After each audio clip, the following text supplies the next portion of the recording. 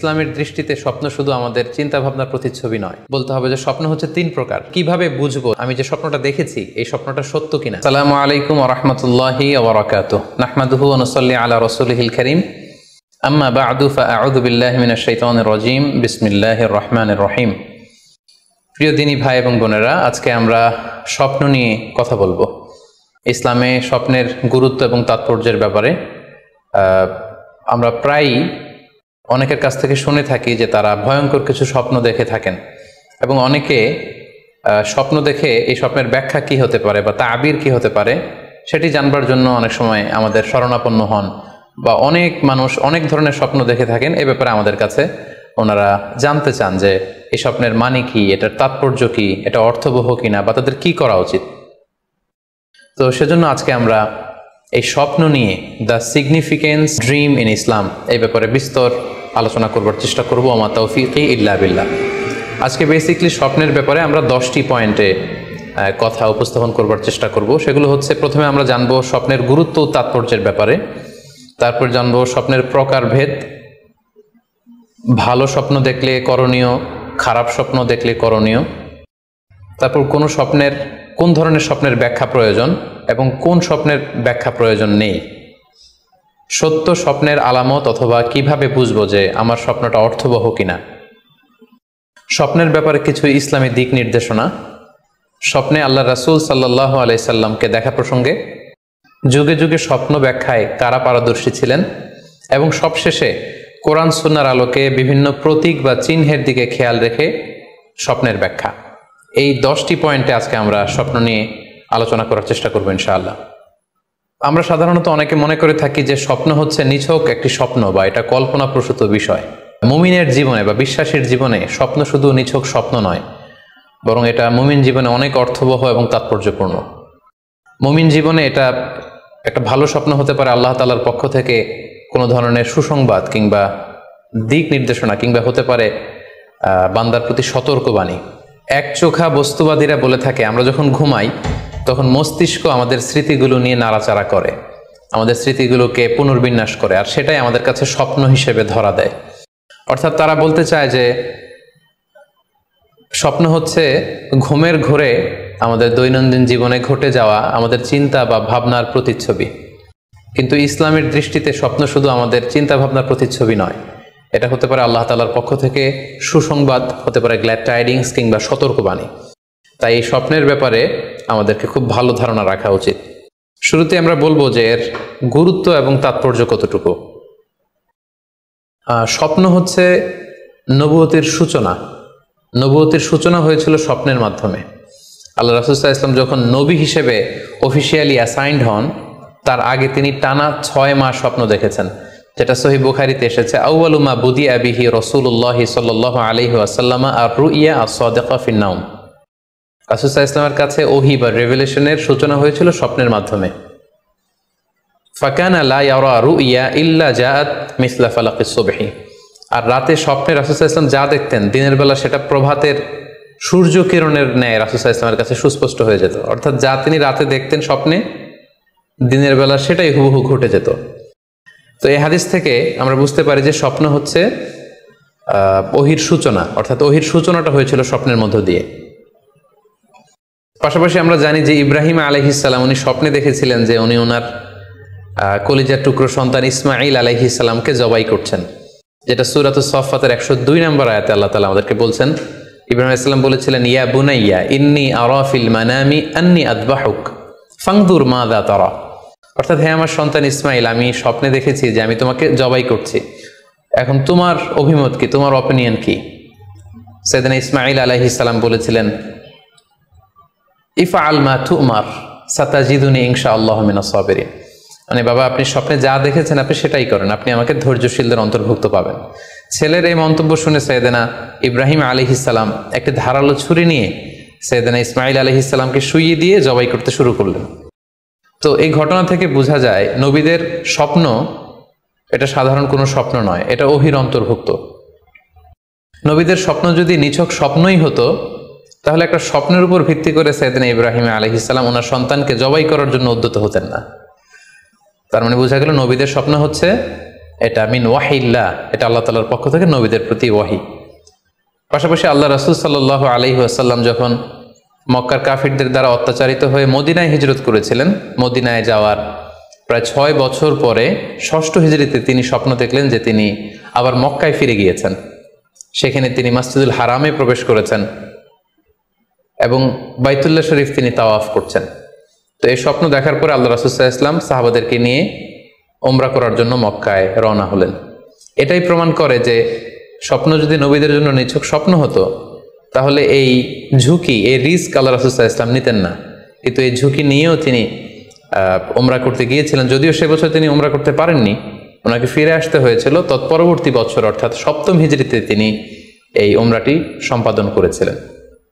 তো এই আয়াত এবং রাসূল সাল্লাল্লাহু আলাইহি ওয়াসাল্লামের এই ঘটনাকে কেন্দ্র করে বোঝা যায় স্বপ্ন শুধু নবীদের জন্য স্বপ্ন নয়, এটা ওহীর অন্তর্ভুক্ত। সূরাতুল ফাতিহা আল্লাহ তাআলা ইরশাদ করছেন, লাকাদ সাদাকাল্লাহু রাসূলাহুর রুইয়া বিল হক লা তাদখুলুন্নাল মাসজিদাল হারামা ইনশাআল্লাহ। অর্থাৎ আল্লাহ তাআলা আপনার স্বপ্নকে হে নবী অবশ্যই সত্যায়ন করবেন এবং অচিরে ইনশাআল্লাহ আপনি মসজিদুল হারামে উমরা করার জন্য প্রবেশ করবেন। তাহলে প্রথমে আমরা জানলাম যে নবীদের কাছে ওহীর সূচনা, বিশেষ করে রাসূল সাল্লাল্লাহু আলাইহি ওয়াসাল্লামের কাছে ওহীর সূচনা হয়েছিল স্বপ্নের মধ্য দিয়ে।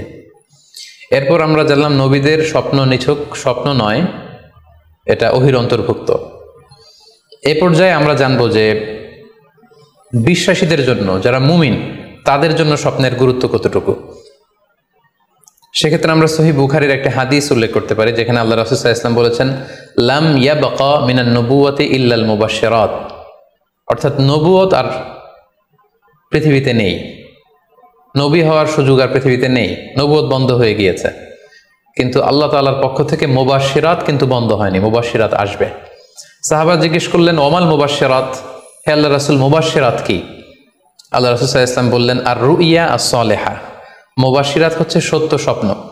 বিশ্বাসীরা যখন রাত্রিবেলা সত্য স্বপ্ন দেখবে, বিশ্বাসীদের জন্য সত্য স্বপ্ন বা সুন্দর স্বপ্ন নিছক স্বপ্ন নয়, এটা আল্লাহ তাআলার পক্ষ থেকে গ্ল্যাড টাইডিংস, সুসংবাদ হতে পারে অথবা সতর্ক করা হতে পারে। এমনকি আল্লাহ রাসূল সাল্লাল্লাহু আলাইহি সাল্লাম বলেছেন যে ভালো স্বপ্ন হচ্ছে নবুয়তির 46 ভাগের 1 ভাগ। সহিহ বুখারীতে এসেছে, আল্লাহর হাবিব সাল্লাল্লাহু আলাইহি ওয়াসাল্লাম ইরশাদ করেন, আর রুইয়া আস-সালিহা জুজউন মিন 46 জুজআন মিনান নুবুওয়া। অর্থাৎ ভালো স্বপ্ন বা সত্য স্বপ্ন নবুয়তির 46 ভাগের 1 ভাগ। Could you imagine that? কি করে একজন বিশ্বাসীর স্বপ্ন নবুয়তির 46 ভাগের 1 ভাগ হতে পারে? তার মানে মুমিনের স্বপ্ন, একজন বিশ্বাসীর স্বপ্নকে আল্লাহ তাআলা অনেক বেশি গুরুত্ব দিয়েছেন। এটা শুধু স্বপ্ন নয়, এটা হতে পারে আল্লাহ তাআলার পক্ষ থেকে একটা গাইডেন্স, হতে পারে কোনো গ্ল্যাড টাইডিংস, সুসংবাদ, হতে পারে কোনো সতর্কতা বাণী। এজন্য এই স্বপ্নকে, বিশ্বাসীদের স্বপ্নকে আল্লাহ রাসূল সাল্লাল্লাহু আলাইহি ওয়াসাল্লাম নবুয়তির 46 ভাগের 1 ভাগ বলে উল্লেখ করেছেন। কেন তিনি বিশ্বাসীদের স্বপ্নকে নবুয়তির 46 ভাগের 1 ভাগ বলে উল্লেখ করলেন? এর কারণ হচ্ছে, আমরা জানি যে আল্লাহ রাসূল সাল্লাল্লাহু আলাইহি সাল্লাম তিনি নবী হয়েছিলেন কত বছর বয়সে? জি, 40 বছর বয়সে। এবং তিনি পৃথিবী থেকে ইন্তেকাল করেছিলেন 63 বছর বয়সে। অর্থাৎ ওনার নবুয়তির পুরো ডিউরেশনটা ছিল 23 বছর। তাহলে নবুয়তির সময়সীমা ডিউরেশন ছিল 23 বছর। আর নবুয়তি প্রাপ্তির আগে তিনি টানা 6 মাস শুধু স্বপ্ন দেখতেন। তাহলে এই 6 মাসকে যদি আমরা 23 বছর দিয়ে 23 বছরের উপর ভাগ করি, তাহলে এটা 46 ভাগের 1 ভাগ হয়। এবং সে কারণে আল্লাহ রাসূল সাল্লাল্লাহু আলাইহি সাল্লাম সত্য স্বপ্নকে নবুয়তির 46 ভাগের 1 ভাগ বলে ঘোষণা করেছেন। এই পর্যায়ে আমরা জানবো স্বপ্নের প্রকার ভেদের ব্যাপারে। খুব সোজা সাপটা যদি বলতে হয়, তাহলে বলতে হবে যে স্বপ্ন হচ্ছে 3 প্রকার। একটা হচ্ছে আল্লাহ তাআলার পক্ষ থেকে, যেটা আল্লাহ দেখান। আরেকটি হচ্ছে শয়তানের পক্ষ থেকে, যেটি শয়তান মানুষকে দেখায়। আরেকটি হচ্ছে নিজের পক্ষ থেকে, অর্থাৎ সারাদিন আপনি যেটা নিয়ে কনসার্নড, সারাদিন আপনি আপনার চিন্তা ভাবনার মধ্যে যেই জিনিসটাকে স্থান দেন, সেটাই আপনি রাত্রিবেলা দেখেন। অর্থাৎ দিনের বেলা হয়তো কেউ খেলাধুলা নিয়ে খুব ব্যস্ত, সে খুব ফুটবল পছন্দ করে, সারাদিন ফুটবল খেলে। দেখা যাবে যে রাতের বেলাও সে স্বপ্নে দেখছে যে সে ফুটবল খেলছে, অথবা স্টেডিয়ামে যে সে ফুটবল খেলা দেখছে। দিনের বেলা হয়তো সে বাজারে যে ব্যবসা বাণিজ্য করে, রাতেও হয়তো দেখা যাচ্ছে সে যে জিনিসপত্র কিনছে, দরদাম করছে। সো এটা তার পক্ষ থেকে। তাহলে বেসিকলি স্বপ্ন হচ্ছে 3 ধরনের, একটা আল্লাহর পক্ষ থেকে, একটা শয়তানের পক্ষ থেকে, আরেকটা হচ্ছে নিজের পক্ষ থেকে। যেটা আমরা সহি মুসলিমের একটি বর্ণনা থেকে জানতে পারি, যেখানে আল্লাহ রাসূল সাল্লাল্লাহু আলাইহি ওয়াসাল্লাম ইরশাদ করছেন, আর রুইয়া সালাসা, স্বপ্ন হচ্ছে 3 ধরনের। ফারুইয়া আস-সালিহা বুশরা মিনাল্লাহ, যেটা ভালো স্বপ্ন সেটা হয় আল্লাহর পক্ষ থেকে। ওয়া রুইয়া তাহজিনুন মিনাশ শাইতান, আরেকটা স্বপ্ন থাকে যেটা শয়তানের পক্ষ থেকে, সেটা ভয় দেখানো হয়। ভয়ঙ্কর যদি কোনো দুঃস্বপ্ন দেখে থাকেন তাহলে এটা আল্লাহর পক্ষ থেকে নয়, এই স্বপ্নটা শয়তানের পক্ষ থেকে। আরেকটি হচ্ছে রুইয়া মিম্মা ইউহাদ্দিসুল মারউ নাফসাহু, আরেকটি স্বপ্ন ব্যক্তি সে নিজের সাথে নিজে স্বপ্নে হয়তো কথা বলে বা এমন কিছু দেখে যেটা সুসংবাদও নয়, যেটা ভয়ঙ্করও কিছু নয়, বরং সারাদিন সে যে বিষয়টি নিয়ে চিন্তা ভাবনা করতো রাতে সেটার একটা প্রতিচ্ছবি, সেটাই সে দেখতে পাচ্ছে। এটা হচ্ছে নিজের পক্ষ থেকে স্বপ্ন। তাহলে খুব সহজে আমরা এভাবে বলতে পারি যে স্বপ্ন 3 প্রকার, একটা হচ্ছে রাহমানি, আর একটা হচ্ছে শাইতানি, আর একটা হচ্ছে নাফসানি। আই রিপিট, আমি আবার বলছি, স্বপ্নের প্রথম প্রকার হচ্ছে রাহমানি, দ্বিতীয় প্রকার হচ্ছে শাইতানি, তৃতীয় প্রকার হচ্ছে নাফসানি। যেটা রাহমানি সেটা রহমানের পক্ষ থেকে আল্লাহ দেখান, আর যেটা শয়তানি সেটা শয়তানের পক্ষ থেকে, শয়তান ভীতিকর পরিবেশ তৈরি করার জন্য বা ভয় দেখানোর জন্য যেটা দেখায়। আরেকটা হচ্ছে নাফসানি, যেটাকে বলা হয় আদগাসু আহলাম, যেটার কোনো মিনিং হয় না, অর্থাৎ নিজের পক্ষ থেকে নিজের চিন্তা ভাবনার প্রতিচ্ছবি। তাহলে শুরুতে আমরা জানবার চেষ্টা করব যে রাহমানি, যেটাকে আরবিতে বলা হচ্ছে রুইয়া বা রুইয়া সাদেকা বা সালেহা, সেটা কি, এবং সেটা যদি আমরা দেখি সেক্ষেত্রে আমাদের করণীয় কি। এক্ষেত্রে আমরা সহিহ বুখারীর একটি হাদিসকে উল্লেখ করতে পারি, যেখানে আল্লাহ রাসূল সাল্লাল্লাহু আলাইহি ওয়াসাল্লাম ইরশাদ করেছেন, ইদা রাআ আহাদুকুম রুইয়া ইউহিব্বুহা, তোমাদের কেউ যদি কোনো স্বপ্ন দেখে যে স্বপ্নটা সে পছন্দ করে, মানে স্বপ্নটা দেখে he feels good or she feels good, তার ভালো লাগছে, তাহলে বুঝতে হবে ফা ইন্নামা হিয়া মিনাল্লাহ, এই স্বপ্নটা আল্লাহর পক্ষ থেকে, এটা সাধারণ স্বপ্ন নয়, এটা খুবই অর্থবহ স্বপ্ন। তখন সে কি করবে? ফালিয়াহমাদিল্লাহ আলাইহা, সে তখন এই সুন্দর স্বপ্ন দেখার কারণে আল্লাহ শুকরিয়া করবে। ওয়াল ইউহাদ্দিস বিহা, এবং চাইলে সে এই স্বপ্নের কথা মানুষের কাছে বর্ণনা করতে পারে বা শেয়ার করতে পারে। তাহলে সহিহ বুখারীর এই হাদিসের ভাষ্য অনুযায়ী আমরা যেটা বুঝলাম, আমরা যদি ভালো কোনো স্বপ্ন দেখি তাহলে 3টি কাজ করা যেতে পারে। প্রথমত আল্লাহর প্রশংসা করা, যেহেতু আমি ভালো একটি স্বপ্ন দেখেছি, আল্লাহর শুকরিয়া বা প্রশংসা আমরা করতে পারি। দ্বিতীয়ত চাইলে সুসংবাদ হিসেবে এই স্বপ্নটা আমি কারোর সাথে শেয়ার করতে পারি। আর 3 নাম্বার হচ্ছে এমন ব্যক্তিকে আমি শেয়ার করব যে আমাকে ভালোবাসে বা যে আমার শুভাকাঙ্ক্ষী, তা না হলে আমি হিংসার শিকার হতে পারি। কারণ আন-নি'মাতু মাহসুদা, যে কোনো ধরনের নেয়ামতি, আপনি যদি আল্লাহর কোনো বিশেষ মার্সি, ব্লেসিংস বা নেয়ামত পেয়ে ধন্য হন, এটা সবার ভালো নাও লাগতে পারে, এটা সবার অন্তরে সহ্য নাও হতে পারে, ফলে আপনি হিংসার শিকার হতে পারেন। সো ভালো স্বপ্ন দেখলে আপনি চাইলে কারোর কাছে শেয়ার করতে পারেন, সেক্ষেত্রে সে যদি আপনার শুভাকাঙ্ক্ষী হয় বা আপনাকে পছন্দ করে, আপনাকে ভালোবাসে, এরকম কাছের কারোর সাথে আপনি শেয়ার করতে পারেন। আমরা সবাই নিঃসন্দেহে এরকম ভালো ভালো স্বপ্ন দেখতে চাই, আমরা কেউই ভয়ঙ্কর কোনো স্বপ্ন দেখতে চাই না। আমরা নিঃসন্দেহে এমন স্বপ্ন দেখতে চাই রাতের বেলায় যে এই স্বপ্নে আল্লাহ তাআলার পক্ষ থেকে আমাদের জন্য দিক নির্দেশনা থাকবে, অথবা কোনো সুসংবাদ থাকবে, কিংবা থাকবে আগাম কোনো সতর্কতা বাণী। এ জাতীয় ভালো স্বপ্ন যদি আমরা দেখতে চাই তাহলে আমাদের কি করা উচিত? সেক্ষেত্রে সর্বপ্রথম আমাদের যেটা করতে হবে, আমাদেরকে সত্যবাদী হতে হবে। সাধারণত সত্যবাদীদের স্বপ্ন সত্য হয়ে থাকে। যেখানেই সত্য সেখানেই যেন আমার অবস্থান হয়, আমি যেন সবসময় সত্যের পক্ষে থাকি। 2 নম্বর হচ্ছে আকলুল হালাল, আমাকে হালাল খেতে হবে। যারা হালাল খায় তাদের স্বপ্ন সাধারণত সত্য হয় এবং অর্থবহ স্বপ্ন হয়। পাশাপাশি আল্লাহ তাআলার দেয়া যে আদেশ নিষেধ সেগুলো আমাকে মেনে চলতে হবে। 4 নম্বরে রাত্রিবেলা আমি যখন ঘুমাবো আমাকে অজু করে ঘুমাতে হবে। ওই ইয়ানামু আলা তাহারা, পবিত্রতার সাথে যদি কেউ ঘুমায় তাহলে অজু করে ঘুমালে রাতে সে যে স্বপ্ন দেখবে সাধারণত সে স্বপ্নটি সত্য হয়। যদি সম্ভব হয় ক্যাবলামুখী হয়ে শোয়া, ক্যাবলামুখী হয়ে আমরা শুতে পারি। এই বিষয়গুলো যদি আমরা এনশিওর করতে পারি, অর্থাৎ সত্যবাদী হওয়া, হালাল খাবার খাওয়া, আল্লাহর দেয়া বিধিনিষেধ সবসময় মেনে চলবার চেষ্টা করা, রাত্রিবেলা অজু অবস্থায় ঘুমানোর অভ্যেস করা, পাশাপাশি ক্যাবলামুখী হয়ে শোয়ার চেষ্টা করা, এই বিষয়গুলো যদি আমরা মেনটেন করার চেষ্টা করি তাহলে আমরা যে স্বপ্নগুলো দেখব সেগুলো সত্য স্বপ্ন হবে বলে আমরা আশা করি। প্রিয় সুধী, এবারে আমরা জানবো স্বপ্নের দ্বিতীয় প্রকারের ব্যাপারে, অর্থাৎ যেটাকে আরবিতে বলা হচ্ছে হলম, বা আমরা বলেছি শয়তানি, যেটা শয়তানের পক্ষ থেকে আসে। সেক্ষেত্রে শয়তান এটা সাধারণত মানুষকে ভয় দেখানোর জন্য, ঘুমের মধ্যে তার কোনো অকল্যাণ করার জন্য যে স্বপ্নটা দেখায় এটা হচ্ছে শয়তানি। সেক্ষেত্রে সহিহ মুসলিমের একটি হাদিসের কথা আমরা এখানে উল্লেখ করতে পারি। সেখানে আল্লাহ রাসূল সাল্লাল্লাহু আলাইহি ওয়াসাল্লাম বলেছেন, আর রুইয়া মিনাল্লাহ, ভালো স্বপ্ন হচ্ছে আল্লাহর পক্ষ থেকে, ওয়াল হুলমু মিনাশ শাইতান, আর খারাপ স্বপ্ন হচ্ছে শয়তানের পক্ষ থেকে। এখন কেউ যদি আমরা এই ভয়ঙ্কর স্বপ্ন রাতে দেখে ফেলি, যেটাকে আমরা নাইট মেয়ার বলি বা হরর ড্রিম বলি, ভয়ঙ্কর স্বপ্ন বা দুঃস্বপ্ন, যেটা দেখে আমরা খুব হাঁপিয়ে উঠি, আমাদের শ্বাস প্রশ্বাসের গতিবিধি বেড়ে যায়, আমরা খুব ভয় পাই, প্রচণ্ড ভয়ে আমরা আতকে উঠি এবং ঘুম ভেঙে যায় আমাদের, এরকম ভয়ঙ্কর স্বপ্ন যদি আমরা দেখি তখন আমরা কি করব? এ ব্যাপারে কি ইসলামের কোনো দিক নির্দেশনা আছে? হ্যাঁ, অবশ্যই দিক নির্দেশনা আছে। সেক্ষেত্রে আমরা সহিহ মুসলিমের একটি হাদিস উল্লেখ করতে পারি এখানে, যেখানে আল্লাহ রাসূল সাল্লাল্লাহু আলাইহি ওয়াসাল্লাম বলেছেন, ইযা রাআ আহাদুকুম আর-রুইয়া ইয়াকরাহুহা, তোমাদের কেউ যদি রাতে এমন কোনো স্বপ্ন দেখে যেটা সে অপছন্দ করে, মানে ভয়ঙ্কর ভীতিকর দুঃস্বপ্ন যদি সে দেখে, তাহলে ফাল ইয়াবসুক আন ইয়াসারিহি সালাসান, সে যেন তার বাম দিকে 3 বার থুতু ফেলে। ওয়াল ইস্তাইয বিল্লাহি মিনাশ শাইতানি সালাসান, আর সে যেন শয়তানের ব্যাপারে আল্লাহ তাআলার কাছে 3 বার পানাহ চায় বা আশ্রয় প্রার্থনা করে। ওয়াল ইয়াতাহাওয়াল আন জামবিহি আল্লাযী কানা আলাই, আর যে পাশে হয়ে সে শুয়েছিল সে পাশ চেঞ্জ করে অন্য পাশ হয়ে যেন সে ঘুমায়। সুবহানাল্লাহি বিহামদি, কত চমৎকার দিক নির্দেশনা। এবং সুনানে ইবনু মাজায় আরও একটি সহিহ হাদিস আমরা এখানে উল্লেখ করতে পারি, যেখানে আল্লাহ রাসূল সাল্লাল্লাহু আলাইহি ওয়াসাল্লাম বলেছেন, ইযা রাআ আহাদুকুম রুইয়া ইয়াকরাহুহা, কেউ যদি রাতে খারাপ বা ভয়ঙ্কর কোনো স্বপ্ন দেখে, ফালিয়াতাহাওয়াল, সে যেন তার বিছানা চেঞ্জ করে নেয়, জায়গা চেঞ্জ করে নেয়। অর্থাৎ সে যে বিছানায় শুয়েছিল সেখানে না, সে অন্য কোথাও শোবে, অথবা যেই টার্নে শুয়েছিল অন্য টার্নে চলে যাবে, ডানে হলে বায়ে, বায়ে হলে ডানে।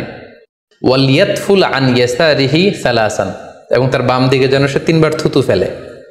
ওয়াল ইয়াসআলিল্লাহ মিন খায়রিহা ওয়াল ইয়াতাআওয়ায মিন শাররিহা, এবং সে যেন এই স্বপ্নের ভালো দিকটা আল্লাহ তাআলার কাছে কামনা করে, এবং এই স্বপ্নের মন্দ বা অকল্যাণকর দিক থেকে যেন সে আল্লাহ তাআলার কাছে পানাহ চায়। সম্মানিত সুধী মণ্ডলী, এই হাদিস দুটির আলোকে আমরা বুঝতে পারি যে কেউ যদি হরর ড্রিম বা নাইট মেয়ার, যেটাকে আমরা দুঃস্বপ্ন বা ভয়ঙ্কর স্বপ্ন বলছি, এই ধরনের স্বপ্ন অনেকেই দেখে থাকে এবং আমাদের কাছে প্রায়ই বলে যে সে দুঃস্বপ্ন দেখে রাতের বেলা, ভয়ে সে ভড়কে যায়, আতকে ওঠে, ঘুম ভেঙে যায়। এ জাতীয় দুঃস্বপ্ন যদি আপনারা কেউ দেখেন, সেক্ষেত্রে এই হাদিসের আলোকে আমরা বলতে পারি যে আপনি 6টি কাজ করবেন। 1 নম্বর হচ্ছে আপনি বাম দিকে 3 বার থুতু ফেলবেন। 2 নম্বর হচ্ছে 3 বার আপনি তাআউয পড়বেন, অর্থাৎ আপনি পড়তে পারেন আউযু বিল্লাহি মিনাশ শাইতানির রাজিম, অর্থাৎ হে আল্লাহ, আমি বিতাড়িত শয়তানের ব্যাপারে আপনার কাছে পানাহ চাচ্ছি। অথবা আপনি পড়তে পারেন আউযু বিল্লাহি মিন শাররিহা, হে আল্লাহ, আমি এই শয়তানের অকল্যাণকর বা যে এভিল সাইড আছে, খারাপ দিক আছে, এই ব্যাপারে আমি আপনার কাছে পানাহ চাচ্ছি। 3 বার আপনি এটা পড়বেন। 3 নম্বরে আপনি যদি আপনার ঘুমকে আবারও কন্টিনিউ করতে চান, তাহলে বাঁ দিকে থেকে যদি স্বপ্ন দেখেন, তাহলে আপনি ডান দিকে টার্ন করবেন। আপনি ডান কাতে ঘুমাচ্ছিলেন এরকম যদি হয়, তাহলে বাম দিকে আপনি সরে যাবেন, অথবা যেখানে শুয়েছিলেন ওই জায়গাটা চেঞ্জ করে অন্য কোথাও শোবেন। 4 নাম্বার হচ্ছে আপনি যদি ঘুম আর কন্টিনিউ করতে না চান, তাহলে আপনি অজু করে ফেলবেন। তাৎক্ষণিক আপনি আপনার ঘুম যদি আপনি কন্টিনিউ করতে না চান, অজু করে ফেলবেন এবং 2 রাকাত সালাত আদায় করবেন। 5 নাম্বার হচ্ছে এই স্বপ্ন আপনি কারোর সাথে শেয়ার করবেন না। এ ব্যাপারে আমরা সামনে বিস্তারিত বলছি। ভয়ঙ্কর স্বপ্ন দেখলে সাধারণত কারোর সাথে শেয়ার করবেন না। যদি শেয়ার করতে হয়, তাহলে প্রলিফিক স্কলার, ভালো আলেম, যার এলেম আছে, যার আমল আছে, এরকম লোক, কিংবা আপনার ওয়েল উইশার যারা আছে, আপনার শুভাকাঙ্ক্ষী, এরকম কারোর সাথে শেয়ার করতে পারেন। 6 নাম্বার, যদি সুযোগ হয় আপনি কিছু চ্যারিটি করে যেতে পারেন, দান করে যেতে পারেন, কারণ সাদাকাতু তারুদ্দুল বালা, দান করলে, চ্যারিটি করলে এটা মানুষের বিপদ বা বালা মুসিবতকে দূর করে দেয়। এ পর্যায়ে আমরা শুনবো স্বপ্নের 3 নম্বর প্রকারের ব্যাপারে, অর্থাৎ যেটাকে আমরা বলেছিলাম আদগাস ও আহলাম বা নাফসানি। এটা আল্লাহ তাআলাও দেখান না, যেটা শয়তানও ভয় দেখানোর জন্য দেখায় না, বরং এটা আমার চিন্তা ভাবনার প্রতিচ্ছবি। এটা সাধারণত অর্থহীন স্বপ্ন আমরা বলে থাকি, এটার কোনো অর্থ হয় না, বা আমার কল্পনা প্রসূত স্বপ্ন। সারাদিন আমি যেটা নিয়ে ভাবি, যেটা নিয়ে আমি কনসার্ন বা টেন্সড, ওইটাই আমি রাতের বেলায় দেখছি। এ জাতীয় স্বপ্ন যদি আমরা দেখি, তাহলে এই স্বপ্নের কোনো অর্থ নেই, এটাতে কোনো দিক নির্দেশনা নেই, এটা সাধারণত অর্থহীন এবং কল্পনা প্রসূত স্বপ্ন হয়ে থাকে। এই স্বপ্নের কোনো ব্যাখ্যা হয় না। সম্মানিত সুধী, এ পর্যায়ে আমরা জানবো যে কোন স্বপ্নের ব্যাখ্যার প্রয়োজন হয় এবং কোন স্বপ্নের কোনো ব্যাখ্যার প্রয়োজন হয় না। সাধারণত ব্যাখ্যা প্রয়োজন হয় কি হয় না, এদিক থেকে স্বপ্ন 2 ধরনের। এক হচ্ছে সরিহ, মানে ডিরেক্ট ড্রিম, যেটা সুস্পষ্ট, অর্থাৎ রাতে আপনি যা স্বপ্নে দেখেছেন দিনের বেলা সেটাই ঘটতে দেখেছেন, আপনি রাতে স্বপ্ন দেখলেন আপনার কোনো একজন কাছের লোক মারা গিয়েছে, এরপরের দিন আপনি শুনলেন আসলেই সেই ব্যক্তিটি মারা গিয়েছে। অথবা রাতের বেলা আপনি কোনো একটা ঘটনা দেখলেন, তারপরের দিন সেই ঘটনাটাই আপনি ঘটতে দেখলেন। এটাকে বলা হয় ডিরেক্ট ড্রিম, মানে সুস্পষ্ট এবং সারিহ, একেবারে স্পষ্ট স্বপ্ন। এটার কোনো ব্যাখ্যার প্রয়োজন হয় না, কারণ আপনি যা দেখেছেন সেটাই ঘটেছে। আরেকটা প্রকার হচ্ছে গয়রু সরিহ, মানে যেটা স্পষ্ট নয়, ইনডিরেক্ট ড্রিম, যেটা অস্পষ্ট। এটা হচ্ছে সিম্বলিক বা আইকনিক ড্রিম। আপনি এমন অস্পষ্ট আইকনিক বা এমন কিছু সিম্বল দেখেছেন রাতে ঘুমের ঘরে স্বপ্নে, যেটা থেকে সুস্পষ্ট আসলে কিছু বোঝা যায় না, বরং এখানে একটা সিম্বল আছে, এখানে একটা প্রতীক আছে বা আইকন আছে। এই জাতীয় যে স্বপ্নগুলো আছে সাধারণত এগুলোর ব্যাখ্যার প্রয়োজন হয়, যেহেতু আপনি বুঝতে পারছেন না যে এটা দিয়ে আসলে কি বোঝানো হচ্ছে। সম্মানিত সুধী, এ পর্যায়ে আমরা জানার চেষ্টা করব যে সত্য স্বপ্নের আলামত কি কি, অর্থাৎ কিভাবে বুঝবো যে আমি যে স্বপ্নটা দেখেছি এই স্বপ্নটা সত্য কিনা বা অর্থবহ কিনা। অনেকে আমাদের কাছে জানতে চায় যে আমি এই স্বপ্নটা দেখেছি, এটা কি সত্য স্বপ্ন, এটা কি অর্থবহ স্বপ্ন, বা এটা কি আল্লাহর পক্ষ থেকে কোনো গাইডেন্সমূলক বা দিক নির্দেশনা বা সুসংবাদমূলক স্বপ্ন। কিভাবে আমরা বুঝতে পারি? কিছু আলামত রয়েছে, কিছু নিদর্শন রয়েছে, যেগুলোর আলোকে কিন্তু আমরা সহজেই বুঝতে পারি যে স্বপ্নটা সত্য কিনা। সুনানে আবু দাউদের এক বর্ণনায় আল্লাহ রাসূল সাল্লাল্লাহু আলাইহি ওয়াসাল্লাম ইরশাদ করেছেন, আসদাকুন নাসি রুইয়া আসদাকুহুম হাদিসা। যে ব্যক্তি সত্য কথা বলে বেশি, তার স্বপ্ন সত্য হয় বেশি। তাহলে সহজে আমরা বুঝলাম, আপনি যদি সত্যবাদী হন, সাধারণত আপনার স্বপ্নগুলো জেনারেলি সত্য হবে। সেক্ষেত্রে সত্য স্বপ্ন বা অর্থবহ স্বপ্ন চেনার প্রথম আলামত হচ্ছে এই স্বপ্ন দেখে আপনার ভাল লাগবে। You feel good after seeing the dream. আপনি স্বপ্ন দেখার পরে আপনার খুব স্বস্তি লাগবে, আপনার ভালো লাগবে, আপনার কাছে এই স্বপ্নটা পছন্দ হবে, খুব ভালো লাগবে স্বপ্নটা। যদি এরকম ফিলিং হয় আপনার, তাহলে আপনি বুঝবেন এই স্বপ্নটা সত্য ছিল এবং অর্থবহ ছিল। 2 নাম্বার হচ্ছে true dreams are very short and concise. সত্য স্বপ্ন খুবই শর্ট হয়, কনসাইজ হয়। আরবিতে যেটাকে বলা হয় ওয়াদেহা জালিয়া, খুবই শর্ট, স্পষ্ট, ক্লিয়ার এবং কনসাইজ। অনেকে রাতে অনেক লম্বা লম্বা স্বপ্ন দেখে, লম্বা এপিসোড দেখে, একটার পর একটা ঘটনা দেখতে থাকে, মুভির মতো লম্বা লম্বা ঘটনা সে দেখতে থাকে। এই জাতীয় লম্বা লম্বা ঘটনা যদি আপনি দেখে থাকেন রাতে, বা এপিসোড আকারে একটার পর একটা ঘটনা যেটার সাথে কোনো মিল নেই, এই জাতীয় স্বপ্নের সাধারণত কোনো অর্থ হয় না, এগুলো অর্থবহ স্বপ্ন নয়। অর্থবহ স্বপ্ন চেনার 3 নাম্বার আলামত বা সাইন হচ্ছে রিপিটেশন। অর্থাৎ একই স্বপ্ন যদি আপনি বারবার দেখেন তাহলে বুঝতে হবে এটা অর্থবহ স্বপ্ন, এবং এটার মাধ্যমে আল্লাহ তাআলা আপনাকে কোনো দিক নির্দেশনা বা গাইডেন্স দিতে যাচ্ছেন। আপনাকে বোঝার চেষ্টা করতে হবে যে আসলে আল্লাহ তাআলা আপনাকে কি বোঝাতে চাচ্ছেন। তাহলে 3 নাম্বার হচ্ছে রিপিটেশন। বারবার যদি কোনো স্বপ্ন দেখেন, এই স্বপ্নটা সত্য হবে এবং অর্থবহ হবে। এটা নট নেসেসারি যে আপনি একাই বারবার দেখেন। একজন মানুষ একটা স্বপ্ন বারবার দেখলে যেমনি অর্থবহ, পাশাপাশি একই স্বপ্ন যদি অনেকে দেখে তাহলে সেই স্বপ্নটাও অর্থবহ। অর্থাৎ আপনি একটা স্বপ্ন প্রায় দিন দেখেন, তাহলে বোঝা যাচ্ছে এটা অর্থবহ স্বপ্ন। অথবা একটা স্বপ্ন অনেক লোক একসাথে দেখেছে, তারপরের দিন একে অপরের সাথে শেয়ার করে বোঝা গেল যে সবাই একই স্বপ্ন দেখেছে, তাহলে বোঝা যাবে এটা সাধারণ স্বপ্ন নয়, এটা অর্থবহ স্বপ্ন, মিনিংফুল স্বপ্ন। যেমন এক্ষেত্রে আমরা লাইলাতুল কদরের একটা হাদিসের কথা উল্লেখ করতে পারি। সহিহ বুখারীতে এসেছে, রমাদান মাসে সাহাবারা স্বপ্ন দেখলেন, অনেক সাহাবা একসাথে স্বপ্ন দেখলেন যে ওনাদেরকে বলা হচ্ছে রমাদানের শেষ দশকের শেষ 7 দিনের যে কোনো একদিন কদর হয়ে যেতে পারে। ওনারা সবাই এসে সাহাবা রিদওয়ানুল্লাহি তাআলা আলাইহিম আজমাইন আল্লাহ রাসূল সাল্লাল্লাহু আলাইহি ওয়াসাল্লামের কাছে বললেন, ইয়া রাসূলুল্লাহ, আমি স্বপ্নে দেখেছি যে বলা হচ্ছে কদরের জন্য রমজানের শেষ 7 দিনকে তালাশ করতে। আরেকজন এসে একই কথা বললো যে ইয়া রাসূলুল্লাহ, আমি দেখেছি রমজানের শেষ 7 দিনে কদর হতে পারে। তো এরকম অনেক সাহাবা যখন আল্লাহ রাসূল সাল্লাল্লাহু আলাইহি ওয়াসাল্লামের কাছে এসে এই ঘটনা বলল, তখন আল্লাহ রাসূল সাল্লাল্লাহু আলাইহি ওয়াসাল্লাম বললেন, আরা রুইয়াকুম কদ তাওয়াতাআত ফিস সাবঈল আওয়াখির, যে আমি দেখতে পেলাম যে তোমাদের স্বপ্নটা রমজানের শেষ 7 দিনের ব্যাপারে ঐকমত্য হয়েছে, একই ধরনের স্বপ্ন তোমরা সবাই দেখেছো, তাই তোমরা রমজানের শেষ দশকের শেষের 7 দিনে কদর তালাশ করো। রমজানের শেষ দশকের শেষ 7 দিনে কদর হয়ে যাওয়ার সম্ভাবনা বেশি। সেই বুখারীর এই হাদিসের আলোকে কিন্তু আমরা বুঝতে পারলাম যে একটি স্বপ্ন, একই ধরনের ঘটনা যদি অনেকে দেখে তাহলে এটা অর্থবহ। পাশাপাশি এক্ষেত্রে আমরা আজানের হাদিসটি উল্লেখ করতে পারি। আমরা এখন নামাজের আগে যে আজান দেয়া হয়, শুরুর দিকে কিন্তু সাহাবাদের আজানের পদ্ধতি জানা ছিল না। তখন সাহাবারা আল্লাহ রাসূল সাল্লাল্লাহু আলাইহি ওয়াসাল্লামের সাথে কনসাল্ট করছিলেন যে কিভাবে আজান দেওয়া যায়, অর্থাৎ কিভাবে ঘোষণা দেওয়া যায় সালাতের জন্য। একজন সাহাবা বলল, আমরা আগুন জ্বালিয়ে দিব, আগুনের ধোঁয়া দেখে মদিনার সবাই বুঝবে যে এখন সালাতের সময়, তো সবাই চলে আসবে। আরেকজন বলল, না, প্রতিদিন আগুন জ্বালানো এটা নিরাপদ না, বরং আমরা খ্রিস্টানদের মতো বেল বাজিয়ে দিব, একজন বেল রিঙ্গার রাখবো, যে ঘন্টা বাজালে ঘন্টার আওয়াজ শুনে খ্রিস্টানদের মতো চার্চে যেন লোকজন আসে, বাকিরা সবাই নামাজ পড়তে চলে আসবে। তো এক একজনের এক এক পরামর্শ শুনে আল্লাহ রাসূল সাল্লাল্লাহু আলাইহি ওয়াসাল্লাম কোনো সিদ্ধান্তে আসতে পারলেন না। তারপরের দিন একজন সাহাবা চমৎকার একটি স্বপ্ন দেখলেন। তিনি স্বপ্নে দেখলেন, ওনার নাম হচ্ছে আব্দুল্লাহ ইবনে যায়েদ ইবনে আব্দে রব্বি। উনি স্বপ্নে দেখলেন যে একজন লোক, খুব সম্ভবত ফেরেশতা হবেন, তার গায়ে দুইটা সবুজ রঙের জামা এবং তার হাতে বেল, ঘন্টা। তখন তিনি ওনাকে জিজ্ঞেস করলেন, আপনি কি ঘন্টা বিক্রি করেন? তখন স্বপ্নে সেই লোকটি বলল, ঘন্টা দিয়ে তুমি কি করবে? তো সাহাবী বললেন যে ঘন্টা দিয়ে আমরা নামাজের জন্য আহ্বান করব। তো স্বপ্নে সেই সবুজ কাপড় পরিহিত লোক বলল যে ঘন্টার চাইতেও যদি চমৎকার একটা আইডিয়া তোমার সাথে শেয়ার করি, সেটাকে তুমি শুনবে? সাহাবী বললেন, হ্যাঁ শুনবো।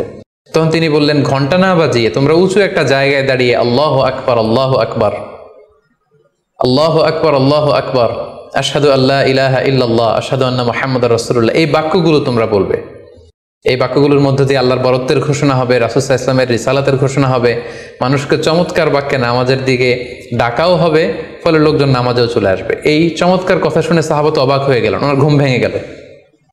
উনি সকালবেলা আল্লাহ রাসূল সাল্লাল্লাহু আলাইহি ওয়াসাল্লামের কাছে এসে পুরো ঘটনা শোনালেন যে একজন লোককে আমি দেখলাম হাতে ঘন্টা, আমি বললাম ঘন্টা কিনবো সালাতের আহ্বানের জন্য, তিনি আমাকে এই কয়েকটা বাক্য শিখিয়ে বললেন ঘন্টা না বাজিয়ে এই বাক্যগুলো দিয়ে আহ্বান করলে কেমন হয়।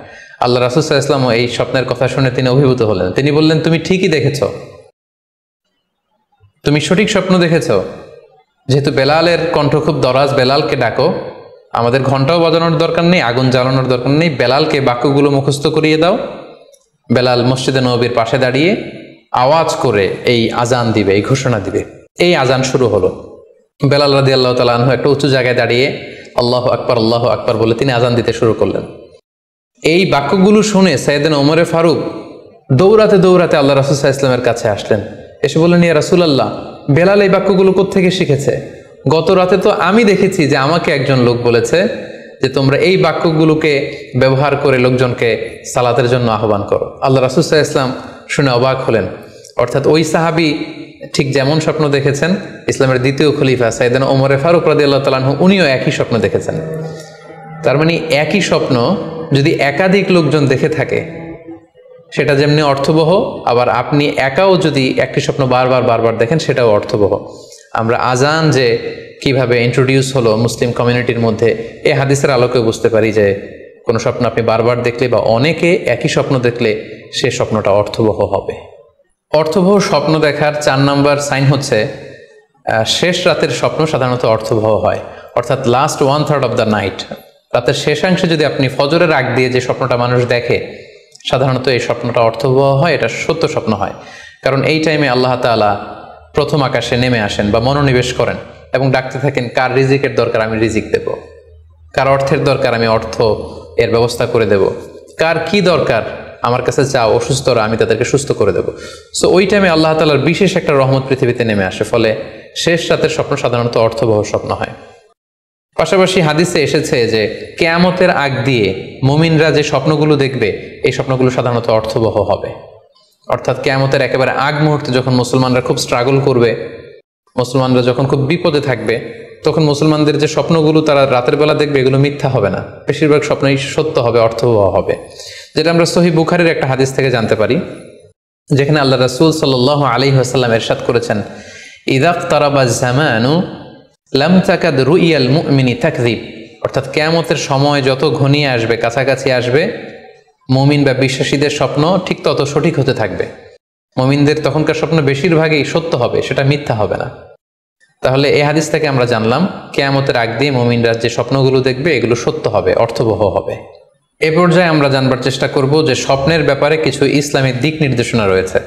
আমরা যদি এই দিক নির্দেশনাগুলো, গাইডেন্সগুলো মেনে চলি, তাহলে স্বপ্ন নিয়ে আমাদের খুব একটা কনফিউশনে থাকতে হবে না। সেক্ষেত্রে প্রথম গাইডলাইন হচ্ছে অপ্রয়োজনে স্বপ্ন অন্যের সাথে শেয়ার না করা। Do not mention the dream for interpretation except a prolific scholar or any well wisher to you. কেউ যদি খুব বড় আলেম হয়ে থাকেন, শায়েখ হয়ে থাকেন, তার ইলম আছে, আমল আছে, এরকম কারো কাছে শেয়ার করতে পারেন। অথবা আপনার শুভাকাঙ্ক্ষী, আপনাকে ভালো অ্যাডভাইস করতে পারে, আপনাকে পছন্দ করে, এরকম লোক ছাড়া কারো কাছে স্বপ্ন শেয়ার করা যাবে না।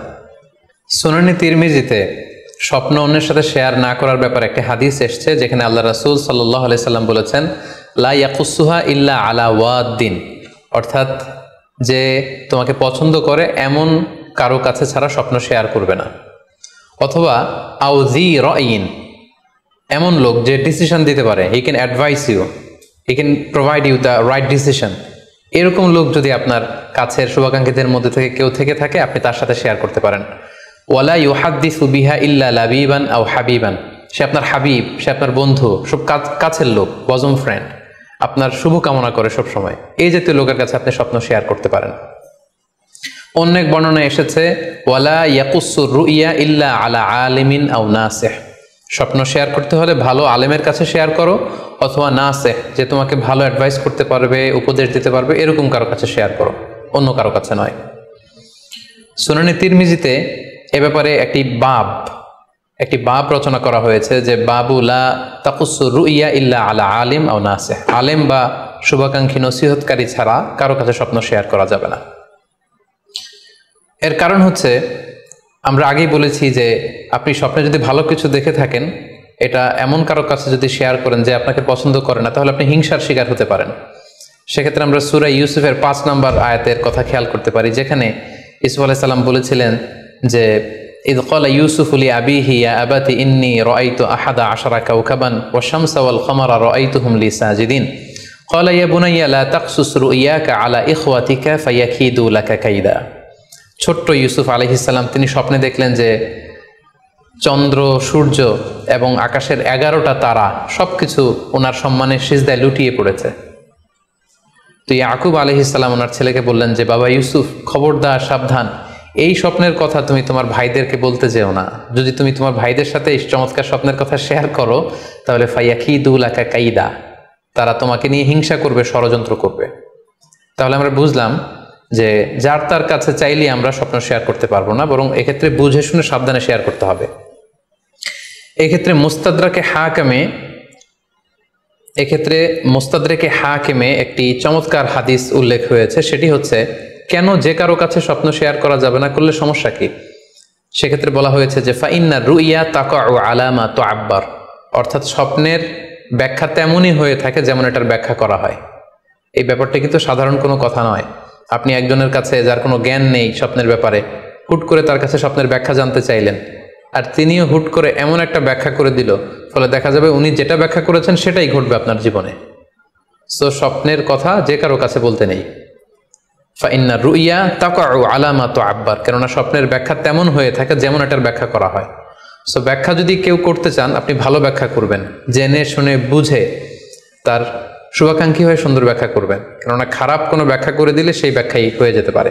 স্বপ্নের কথা কেন যে কোনো মানুষের কাছে শেয়ার করতে নেই, তার কারণ হিসেবে আমরা সুনানে দারমির একটি হাদিসকে এখানে উল্লেখ করতে পারি, যে হাদিসটিকে ইবনে হাজার আল আসকালানি উনি ওনার ফাথুল বারিতে হাসান বলে উল্লেখ করেছেন। আল্লাহ রাসূল সাল্লাল্লাহু আলাইহি ওয়াসাল্লামের কাছে মদিনাতে প্রায় একজন নারী এসে স্বপ্নের ব্যাখ্যা জানতে চাইতেন। সে নারী বলতেন যে, ইয়া রাসূলুল্লাহ, আমি প্রায়ই স্বপ্নে দেখি যে আমার ঘরের একটি পিলার ভেঙে গিয়েছে এবং আমি অন্ধ সন্তান প্রসব করেছি। এই নারীর স্বামী ছিল ব্যবসায়ী এবং সারা বছর ব্যবসার কারণে বিভিন্ন জায়গায় তিনি ঘুরে বেড়াতেন, এবং যখন ফিরে আসতেন, যাওয়ার সময় তিনি স্ত্রীকে প্রেগনেন্ট অবস্থায় রেখে যেতেন, অর্থাৎ গর্ভবতী, আর এই বাচ্চাকে পেটে নিয়ে এই নারী সবসময় এই স্বপ্ন দেখতে থাকতেন। তো রাসূল সাল্লাল্লাহু আলাইহি ওয়াসাল্লাম স্বপ্নের ব্যাখ্যা বললেন, তুমি চিন্তা করো না, তোমার স্বামী সহি সালামতে ফিরে আসবে এবং তুমি সুন্দর সন্তান প্রসব করবে, ভালো সন্তান। এভাবেই চলছিল, যতবার তার স্বামী ফিরে আসে, সুস্থভাবে ফিরে আসে এবং সে সুন্দর সন্তান জন্ম দিচ্ছিল। হঠাৎ একবার সে নারী আল্লাহ রাসূল সাল্লাল্লাহু আলাইহি ওয়াসাল্লামের বাসায় এসে দেখলেন যে আল্লাহ রাসূল সাল্লাল্লাহু আলাইহি ওয়াসাল্লাম ঘরে নেই। আম্মাজান আয়েশাকে তিনি বললেন যে, আমি সবসময় এরকম স্বপ্ন দেখি। তখন আম্মাজান আয়েশা বললেন, তাহলে এই স্বপ্নের ব্যাখ্যা জানার জন্যই তুমি রাসূল সাল্লাল্লাহু আলাইহি ওয়াসাল্লামের কাছে আসো, তুমি কি স্বপ্ন দেখো? তখন সে নারী আম্মাজান আয়েশার কাছে খুলে বললেন যে, আমি স্বপ্নে দেখি যে আমার ঘরের একটি পিলার ভেঙে গিয়েছে আর আমি একটি অন্ধ সন্তান প্রসব করেছি। একথা শুনে আমাদের আয়েশা রাদিয়াল্লাহু তাআলা আনহা অবাক হয়ে গেলেন। তিনি বললেন, তাই নাকি? তোমার স্বপ্ন যদি সত্য হয় তাহলে ঠিকই তোমার স্বামী মারা যাবে এবং তুমি একজন ফাজের পাপাচারী সন্তান প্রসব করবে। ঠিকই দেখা গিয়েছিল তার পরের বছর তার স্বামী যখন আসলো, জীবিত আসতে পারেনি, তার স্বামী ইন্তেকাল করেছিল এবং এই নারী যে সন্তান প্রসব করেছিল সেটি ছিল একটি পাপাচারী সন্তান। তো এই ঘটনা আল্লাহ রাসূল সাল্লাল্লাহু আলাইহি ওয়াসাল্লাম শুনে আমাদের আয়েশাকে বললেন, আয়েশা তুমি এটা ঠিক করোনি। তুমি যদি কখনো কারো স্বপ্নের ব্যাখ্যা করো, তুমি ভালো ব্যাখ্যাটা করবে, কখনো মন্দ দিক থেকে ব্যাখ্যা করবে না। হয় চুপ থাকবে, ব্যাখ্যাই করতে যাবে না, আর যদি স্বপ্নের ইন্টারপ্রিটেশন তুমি করতে চাও তাহলে ভালো ব্যাখ্যাটা করবে।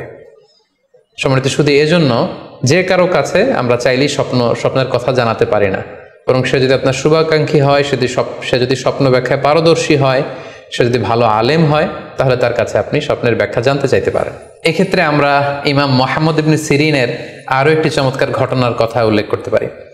মুহাম্মদ ইবনে সিরিন উনি ছাত্রদেরকে নিয়ে একবার তালিম দিচ্ছিলেন। এ সময় হঠাৎ এক নারী এসে বললেন যে, আমি স্বপ্নের ব্যাখ্যা জানতে চাই, মুহাম্মদ ইবনে সিরিন কোথায়? ছাত্ররা বলল, উনি একটু বাইরে গিয়েছেন। আপনি স্বপ্নে কি দেখেছেন? মহিলাটি বলল যে, আমি স্বপ্নে দেখেছি আমার ছেলে সাগর থেকে শুধু পানি পান করছে।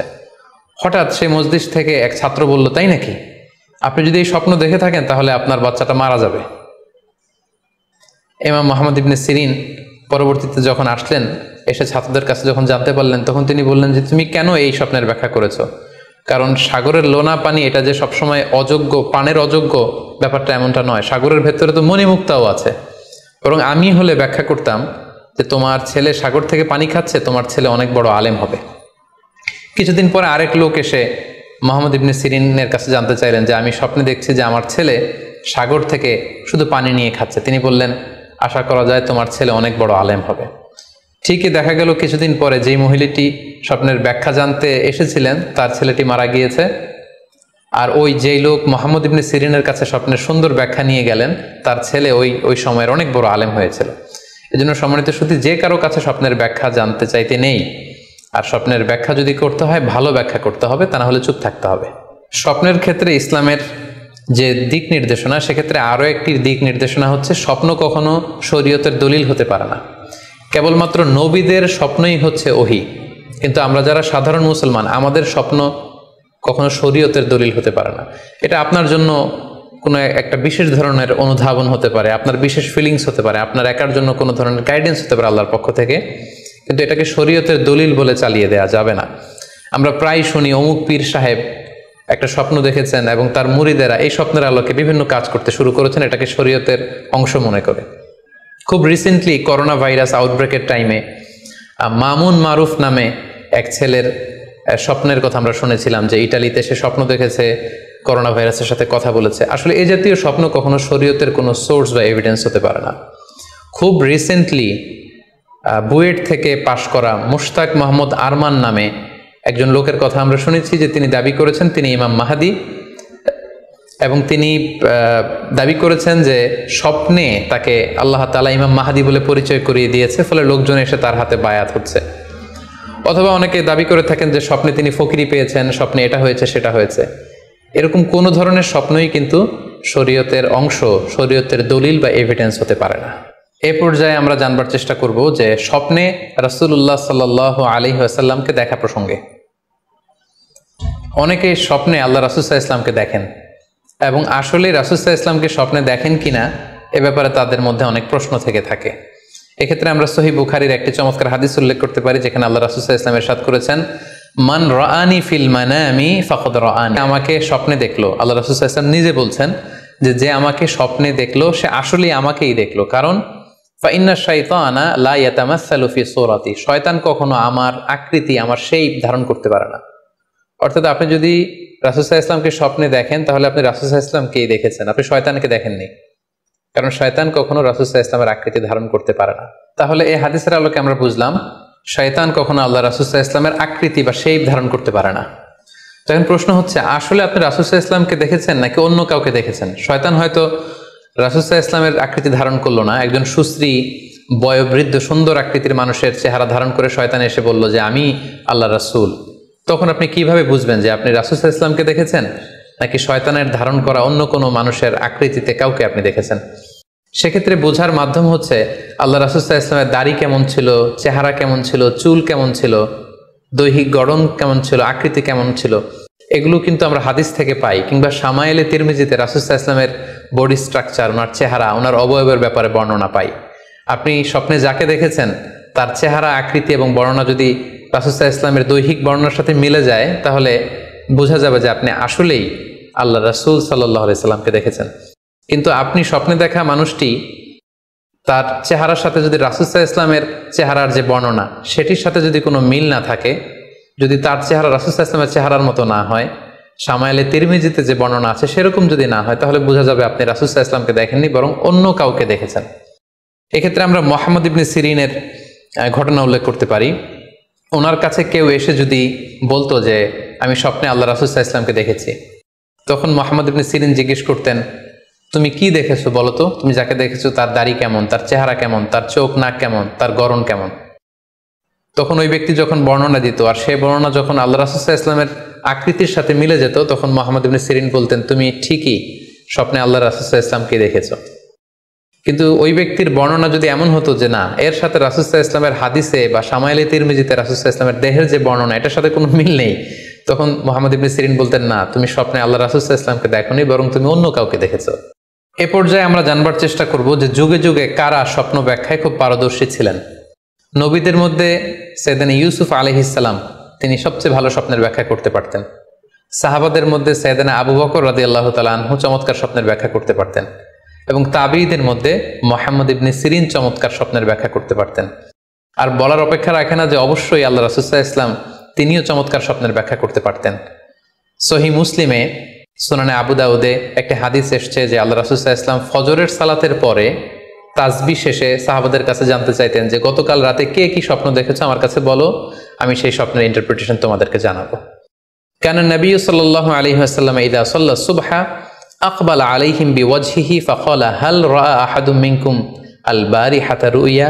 সহিহ মুসলিমের বর্ণনা, ফজরের নামাজের পর তিনি প্রত্যেকদিন জিজ্ঞেস করতেন, গতকাল রাতে কেউ কি কোনো ভালো স্বপ্ন দেখেছো? কেউ কি কোনো স্বপ্ন দেখেছো? আমার কাছে উল্লেখ করো, আমি এটার ব্যাখ্যা করে দেব। সম্মানিত সুধী, আমরা বলছিলাম যে ইউসুফ আলাইহিস সালাম খুব ভালো স্বপ্নের ব্যাখ্যা করতে পারতেন, এবং সূরা ইউসুফের 111 নম্বর আয়াতে ব্যাপারে আল্লাহ উল্লেখ করেছেন সাইয়েদনা ইউসুফ আলাইহিস সালামের কথা, যে তিনি বলেছেন, রব্বি কদ আতাইতানি মিনাল মুলকি ওয়া আল্লামতানি মিন তা'ওয়িলিল আহাদিস। মানে, হে আমার রব, আপনি আমাকে রুলিং পাওয়ার দিয়েছেন এবং আপনি আমাকে you taught me how to interpret the dreams, কিভাবে স্বপ্নের ব্যাখ্যা করতে হয় এটা আপনি আমাকে শিক্ষাদান করেছেন। এবং সূরা ইউসুফে আমরা জানি যে 3টি স্বপ্নের কথা সেখানে উল্লেখ রয়েছে। ইউসুফ আলাইহিস সালাম নিজেই একটি স্বপ্ন দেখেছিলেন ছোটবেলায়, তারপর 2জন প্রিজনার ইউসুফ আলাইহিস সালামের সাথে জেলখানায় ছিল, তাদের 2টা স্বপ্নের ব্যাখ্যা তিনি করে দিয়েছেন, এবং মিশরের তৎকালীন যে রাজা কিং, সেই কিং এর স্বপ্নের ব্যাখ্যাও সাইয়েদনা ইউসুফ আলাইহিস সালাম করে দিয়েছিলেন। সাহাবীদের মধ্যে সাইয়েদনা আবু বকর রাদিয়াল্লাহু তাআলা আনহু চমৎকার স্বপ্নের ব্যাখ্যা করতে পারতেন, এবং আল্লাহ রাসূল সাল্লাল্লাহু আলাইহি ওয়াসাল্লাম মাঝে মাঝে ইচ্ছা করে আবু বকর রাদিয়াল্লাহু তাআলা আনহুর কাছে স্বপ্নের ব্যাখ্যা জানতে চাইতেন, এবং আবু বকর রাদিয়াল্লাহু তাআলা আনহু নিজেও মাঝে মাঝে ইচ্ছা করে রাসূল সাল্লাল্লাহু আলাইহি ওয়াসাল্লামের কাছে বলতেন যে, ইয়া রাসূলুল্লাহ, এই স্বপ্নের ব্যাখ্যাটা আমি করি। আল্লাহ রাসূল সাল্লাল্লাহু আলাইহি ওয়াসাল্লাম তখন আবু বকর রাদিয়াল্লাহু তাআলা আনহুকে স্বপ্নের ব্যাখ্যা করার অনুমতি প্রদান করতেন। এক্ষেত্রে আমরা আল খাসাইসুল কুবরা, জালালউদ্দিন সুয়ুতির লেখা, সেখানকার একটি বর্ণনার কথা উল্লেখ করতে পারি, যেখানে আল্লাহ রাসূল সাল্লাল্লাহু আলাইহি সাল্লাম আবু বকর রাদিয়াল্লাহু তাআলা আনহুর কাছে একটি স্বপ্নের উল্লেখ করলেন। বললেন, আবু বকর, আমি গত রাতে স্বপ্নে দেখেছি যে তুমি আর আমি 2জন মিলে দৌড় প্রতিযোগিতা করছি, এবং দেখলাম যে আমি তোমার 2.5 গজ সামনে, তুমি আমার 2.5 গজ পেছনে, অর্থাৎ আমি এই দৌড় প্রতিযোগিতায় বিজয় লাভ করেছি এবং তুমি আমার 2.5 হাত পেছনে। এর ব্যাখ্যা কি হতে পারে? তখন সাইয়েদনা আবু বকর রাদিয়াল্লাহু তাআলা আনহু বললেন, ইয়া রাসূলুল্লাহ, আমার মনে হচ্ছে যে আপনি আমার আগে পৃথিবী থেকে বিদায় নেবেন এবং আপনার ইন্তেকালের 2.5 বছর পরে আমি পৃথিবী থেকে বিদায় নিব, অর্থাৎ আপনি আমার 2.5 বছর আগে পৃথিবী ছাড়বেন আর আমি আপনার 2.5 বছর পরে পৃথিবী ছাড়ব। এবং আমরা যদি বাস্তবতা এবং ইতিহাস খেয়াল করি, তাহলে আমরা সেটাই দেখব যে আল্লাহ রাসূল সাল্লাল্লাহু আলাইহি সাল্লামের ইন্তেকালের 2.5 বছর পরে সাইয়েদনা আবু বকর রাদিয়াল্লাহু তাআলা আনহু তিনি ইন্তেকাল করেছিলেন। সাইয়েদনা আবু বকর রাদিয়াল্লাহু তাআলা আনহুর স্বপ্ন ব্যাখ্যার পারদর্শিতা নিয়ে আমরা এক্ষেত্রে মুস্তাদরিকে হাকিমের একটি হাদিস উল্লেখ করতে, যেখানে এই হাদিসটি মুস্তাদরিকে হাকিমেও এসেছে, সুনানে আবু দাউদেও এসেছে, এবং হাদিসটি সহিহ। আম্মা জান আয়েশা রাদিয়াল্লাহু তাআলা আনহা উনি একটি স্বপ্ন দেখলেন যে আকাশ থেকে 3টি চাঁদ ওনার ঘরে খসে পড়েছে, এবং এই স্বপ্ন দেখে তিনি ওনার পিতা আবু বকর রাদিয়াল্লাহু তাআলা আনহুকে জিজ্ঞেস করলেন যে আমি স্বপ্নে দেখেছি যে আকাশের 3টি চাঁদ এসে আমার ঘরে পড়েছে, এর ব্যাখ্যা কি হতে পারে? তখন আবু বকর রাদিয়াল্লাহু তাআলা আনহু ওনার কন্যা আম্মা জান আয়েশা রাদিয়াল্লাহু তাআলা আনহাকে বললেন যে এই স্বপ্নের ব্যাখ্যা হচ্ছে এই পৃথিবীর 3 জন মানুষের কবর তোমার ঘরে অবস্থিত হবে। সুবহানাল্লাহ বিহামদি। এবং আমরা জানি যে আল্লাহ রাসূল সাল্লাল্লাহু আলাইহি ওয়াসাল্লাম যখন ইন্তেকাল করলেন তখন আল্লাহ রাসূল সাল্লাল্লাহু আলাইহি ওয়াসাল্লামকে কবর দেওয়া হয়েছিল আম্মা জান আয়েশা রাদিয়াল্লাহু তাআলা আনহার ঘরে। এবং তখন আবু বকর রাদিয়াল্লাহু তাআলা আনহু বলেছিলেন যে আয়েশা, তোমার কি মনে আছে তুমি যে একটা স্বপ্নের ব্যাখ্যা আমার কাছে জানতে চেয়েছিলে যে 3টি আকাশের চাঁদ তোমার ঘরে খসে পড়েছে, এই দেখো আল্লাহ রাসূল সাল্লাল্লাহু আলাইহি ওয়াসাল্লামের কবর তোমার ঘরে হয়েছে, তুমি জেনে রেখো যে 3টা চাঁদের শ্রেষ্ঠ চাঁদ হচ্ছে এটি। এবং আমরা এও জানি যে আবু বকর রাদিয়াল্লাহু তাআলা আনহু ইন্তেকালের পরে আম্মা জান আয়েশার ঘরেই কবর হয়েছে, এবং ওমরে ফারুকের কবরও আম্মা জান আয়েশা রাদিয়াল্লাহু তাআলা আনহুর ঘরেই অবস্থিত। তাহলে এই হাদিসগুলোর আলোকে আমরা বুঝতে পারি যে সাহাবাদের মধ্যে আবু বকর রাদিয়াল্লাহু তাআলা আনহু ছিলেন স্বপ্ন ব্যাখ্যায় সবচেয়ে পারদর্শী। তাবিঈদের মধ্যে স্বপ্ন ব্যাখ্যায় সবচেয়ে পারদর্শী ছিলেন মুহাম্মদ ইবনে সিরিন। আমরা ওনার নাম প্রায় শুনে থাকি। তিনি স্বপ্ন ব্যাখ্যার ক্ষেত্রে খুব এক্সপার্ট ছিলেন। তিনি ওসমান রাদিয়াল্লাহু তাআলা আনহু যখন ইসলামের খলিফা তখন বসরা নগরীতে মুহাম্মদ ইবনে সিরিন জন্মগ্রহণ করেন, এবং অনেক সাহাবা থেকে তিনি অনেক হাদিস বর্ণনা করেছেন। এবং তিনি ইমাম আবু হানিফা আলাইহি রাহমার সমসাময়িক ছিলেন। ইমাম আবু হানিফা একবার স্বপ্নে দেখলেন যে তিনি আল্লাহ রাসূল সাল্লাল্লাহু আলাইহি ওয়াসাল্লামের কবর খুঁড়ছেন, অথবা কবরের লাশ বের করছেন কিংবা কাফন বের করছেন। এই স্বপ্ন দেখে ইমামুল আযম আবু হানিফা রাহিমাহুল্লাহ উনি বিচলিত হয়ে গেলেন যে এই আমি কি স্বপ্ন দেখলাম যে আমি রাসূল সাল্লাল্লাহু আলাইহি ওয়াসাল্লামের কবর খুঁড়ছি, সেখান থেকে কাফন বের করছি। কেউই এই স্বপ্নের ব্যাখ্যা করতে পারলেন না। তখন ইমাম মুহাম্মদ ইবনে সিরিনের কাছে যখন জানতে চাওয়া হলো, তখন মুহাম্মদ ইবনে সিরিন বললেন যে হাযা রাজুলুন ইহয়ী সুন্নাত রাসূলিল্লাহ, অর্থাৎ যে ব্যক্তি এই স্বপ্ন দেখেছে তার মাধ্যমে আল্লাহ রাসূল সাল্লাল্লাহু আলাইহি ওয়াসাল্লামের হাদিসের বা সুন্নাহর পুনর্জীবন হবে। তিনি রাসূল সাল্লাল্লাহু আলাইহি ওয়াসাল্লামের সুন্নাহগুলোকে পুনরুজ্জীবন দান করবেন, পুনরুজ্জীবিত করবেন। এবং বাস্তবে আমরা এটাই দেখেছি যে ইমাম আবু হানিফার চিন্তা, ওনার থট, ওনার মাযহাব গোটা বিশ্বে সমৃদ্ধি লাভ করেছে, মানুষ এটাকে গ্রহণ করেছে। ওনার বুদ্ধিবৃত্তিক যে চিন্তা, ওনার ফিকহি ইস্তেমবাদগুলো গোটা বিশ্বে আল্লাহ রাসূল সাল্লাল্লাহু আলাইহি ওয়াসাল্লামের হাদিসগুলোকে আরো প্রাণবন্তভাবে মুসলিম উম্মার কাছে রিপ্রেজেন্ট করেছে। আমরা আপাত দৃষ্টিতে মনে হচ্ছিল যে এটা একটা খারাপ স্বপ্ন, যে ইমাম আবু হানিফা তিনি রাসূল সাল্লাল্লাহু আলাইহি ওয়াসাল্লামের কবর খুঁড়ছেন, লাশ বের করছেন বা কাফন বের করছেন। কিন্তু মুহাম্মদ ইবনে সিরিন চমৎকার ব্যাখ্যা করেছেন যে হাযা রাজুলুন ইহয়ী সুন্নাত রাসূলিল্লাহ, এই লোক তো এমন লোক হবে যে রাসূল সাল্লাল্লাহু আলাইহি ওয়াসাল্লামের সুন্নাহকে পুনরুজ্জীবন দান করবে। এই পর্যায়ে আমরা জানবার চেষ্টা করব যে কোরআন সুন্নাহর আলোকে বিভিন্ন সিম্বল বা প্রতীক বা চিহ্নের দিকে খেয়াল রেখে স্বপ্নের ব্যাখ্যা করা। আমরা বলেছিলাম যে কিছু কিছু স্বপ্ন আছে খুব সফিস্টিকেটেড, সিম্বলিক বা আইকনিক, যেখানে কোনো ইঙ্গিত দেয়া হচ্ছে, ইঙ্গিতবহ, এবং যেটার ইন্টারপ্রিটেশন না করলে এটা দিয়ে আসলে কি বোঝানো হচ্ছে এটা বোঝা যায় না। সেক্ষেত্রে কোরআন সুন্নাহর আলোকে, স্কলারদের অভিজ্ঞতার আলোকে কিছু আইকন বা সিম্বল, এগুলোর মিনিং কি হতে পারে সে ব্যাপারে আমরা জানবার চেষ্টা করব। এক্ষেত্রে আমরা বলবো যে কেউ যদি স্বপ্নে রশি দেখে, স্বপ্নে যদি সে রশি দেখে তাহলে এটা গুড সাইন। এটা কেমন যেন আল্লাহর সাথে একটা প্রতিশ্রুতির সাথে সম্পৃক্ত, কারণ আল্লাহ তাআলা কোরআনে ইরশাদ করেছেন ওয়াতাসিমু বিহাবলিল্লাহি জামিআ। আরবিতে রশি আরবি হচ্ছে হাবল, মানে ওয়াতাসিমু বিহাবলিল্লাহি জামিআ, তোমরা আল্লাহর রজ্জু বা রশিকে আঁকড়ে ধরো। তাহলে রশি দেখা মানে এখানে আমরা আল্লাহর ওয়াদাগুলো যেন পূরণ করি, আল্লাহর আনুগত্য যেন আমরা প্রপারলি করতে পারি, এটা ইঙ্গিত করছে। এরপর স্বপ্নে যদি আমরা কাক দেখি, এটা সাধারণত একটা নেগেটিভ সাইন বহন করে, কারণ কাককে আল্লাহ রাসূল সাল্লাল্লাহু আলাইহি ওয়াসাল্লাম ফাসিক বা ফুয়াইসিক বলেছেন। সো আমরা যদি স্বপ্নে কাক দেখি, এটাকে আমরা পজিটিভ কোনো সাইন মনে না করে নেগেটিভ সাইন মনে করতে পারি। তৃতীয়ত, আমরা যদি স্বপ্নে লম্বা কাপড় দেখি, এটা গুড সাইন। কারো গায়ে যদি লম্বা জামা থাকে তাহলে এটা গুড সাইন, আর খাটো জামা থাকলে সাধারণত এটা নেগেটিভ সাইন। এক্ষেত্রে আমরা সহিহ বুখারীর একটি হাদিসকে উল্লেখ করতে পারি।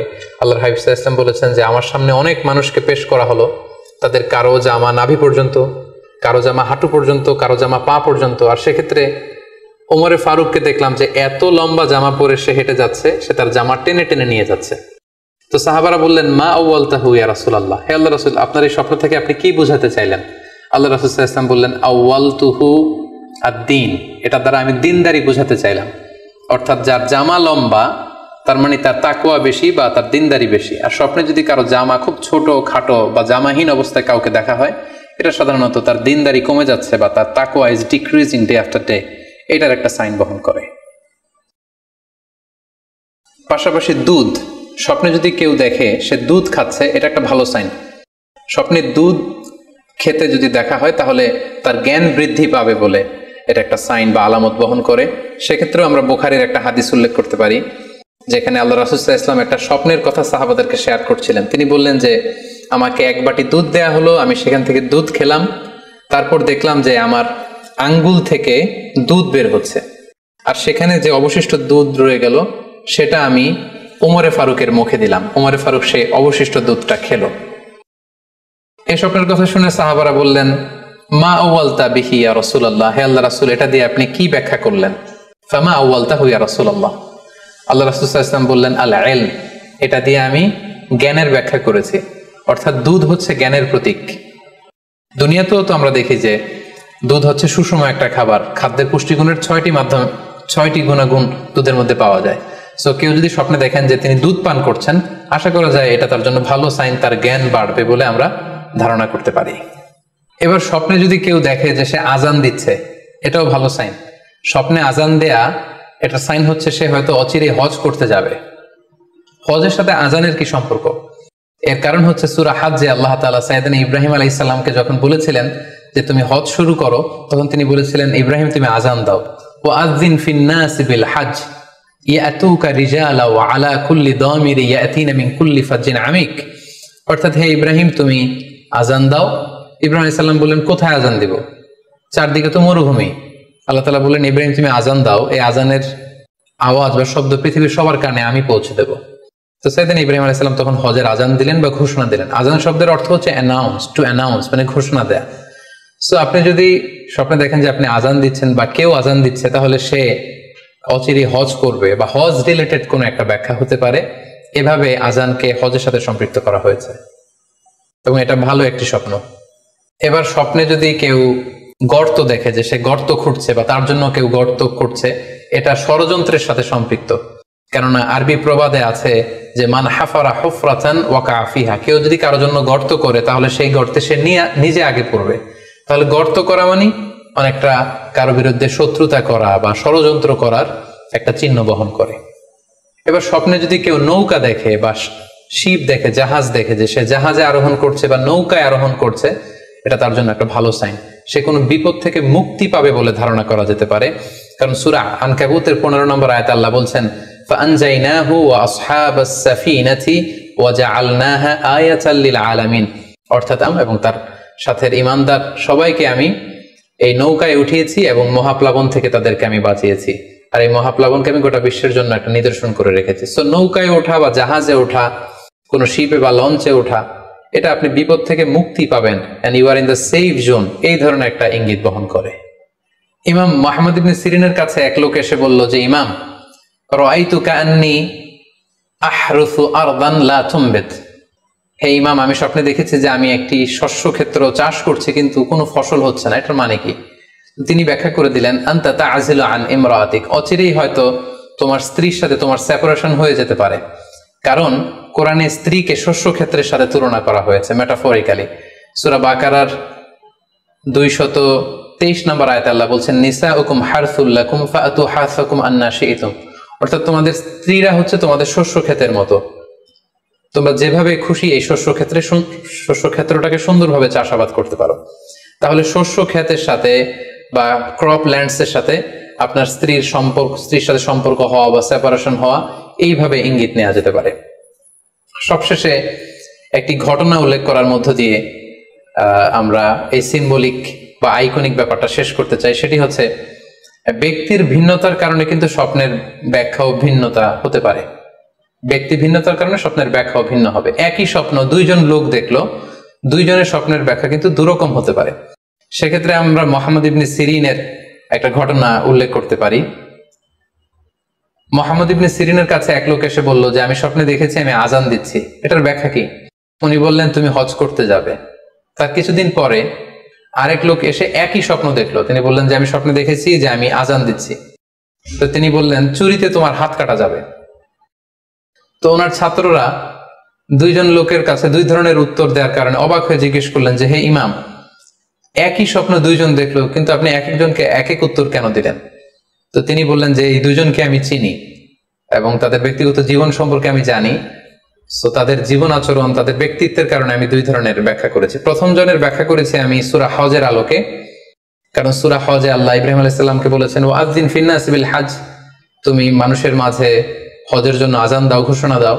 সো সেই লোকটি আজান দিয়েছে, তার মানে আশা করা যায় সে হজে যাবে। আর দ্বিতীয় লোকটির স্বপ্নের ব্যাখ্যা আমি করেছি সূরা ইউসুফের আলোকে। সূরা ইউসুফে একটি আয়াত আছে, সুম্মা আযানা মুআযযিনুন আইয়াতুহাল আইর ইন্নাকুম লাসারিকুন, অর্থাৎ মিশরের কিং এর একটি পানপাত্র চুরি হয়ে গিয়েছিল। ইউসুফ আলাইহিস সালাম ইচ্ছা করে সেটা তার ভাই ইয়ামিনের খাদ্যের প্যাকেটের ভেতরে ঢুকিয়ে দিয়েছিলেন। আর তখন সেখানকার স্টাফরা বা সৈনিকেরা আজান দিয়েছিল, মানে ঘোষণা দিয়ে বলেছিল, হে ক্যারাভান, হে কাফেলার লোকেরা, তোমরা চুরি করেছো। তো তিনি মুহাম্মদ ইবনে সিরিন বললেন যে, দ্বিতীয় লোকটার ব্যাপারে আমি জানি, সে আসলে অসাধু একজন লোক, এবং তার ক্ষেত্রে সে স্বপ্নে যেহেতু আজান দিতে দেখেছে, সে কখনো হজে যাবে না, বরং সূরা ইউসুফের আলোকে চুরিতে তার হাত কাটা যাবে। তো এভাবে আমরা কোরআন সুন্নাহর আলোকে বা স্কলারদের যে অভিব্যক্তি, সেগুলোর আলোকে স্বপ্নের মধ্যে থেকে যেগুলো সিম্বলিক, আইকনিক, যেগুলো ইঙ্গিতবহ, এগুলোর ব্যাখ্যা আমরা এভাবে করতে পারি। সম্মানিত শুধু এই ছিল স্বপ্ন নিয়ে আমাদের আজকের আলোচনা। আমরা এই আলোচনা থেকে বুঝতে পারলাম যে স্বপ্ন তিন ধরনের হতে পারে। কোনোটা আল্লাহ দেখান দিক নির্দেশনার জন্য বা সুসংবাদ স্বরূপ, কোনোটা শয়তানের পক্ষ থেকে ভয় দেখানোর জন্য, আর কোনোটা হচ্ছে আমাদের চিন্তা ভাবনার প্রতিচ্ছবি। আর স্বপ্ন যতটা সম্ভব অন্যের কাছে না শেয়ার করতে পারলেই ভালো। বিশেষ করে যদি আপনি ভয়ঙ্কর দুঃস্বপ্ন দেখে থাকেন, সেক্ষেত্রে এমন লোকের কাছে আপনি শেয়ার করুন যে আপনাকে পছন্দ করে, যার কোরআন সুন্নাহর জ্ঞান আছে, যার মধ্যে এলেম আছে, আমল আছে। আর আপনাদের কারো কাছে যদি আপনাদের ফ্রেন্ডস এন্ড ফ্যামিলির কেউ বা আশেপাশের কেউ এসে যদি হুট করে তার স্বপ্নের কথা বলে দেয়, আপনি হুট করে তার ইন্টারপ্রিটেশন বা ব্যাখ্যা করতে যাবেন না। আপনি বেটার হয় যে আপনি চুপ থাকবেন, অথবা আপনি যদি ব্যাখ্যা করতে চান তাহলে ভালো ব্যাখ্যা করবেন। আল্লাহ তাআলা আমাদের সবাইকে কথাগুলো বুঝার ও আমল করার তৌফিক দান করুক। হাযা মা ইনদি ওয়াল ইলমু ইনদাল্লাহ, আলাইহি তাওয়াক্কালতু ওয়া ইলাইহি উনীব। ওয়াসসালামু আলাইকুম ওয়া রাহমাতুল্লাহি ওয়া বারাকাতুহু।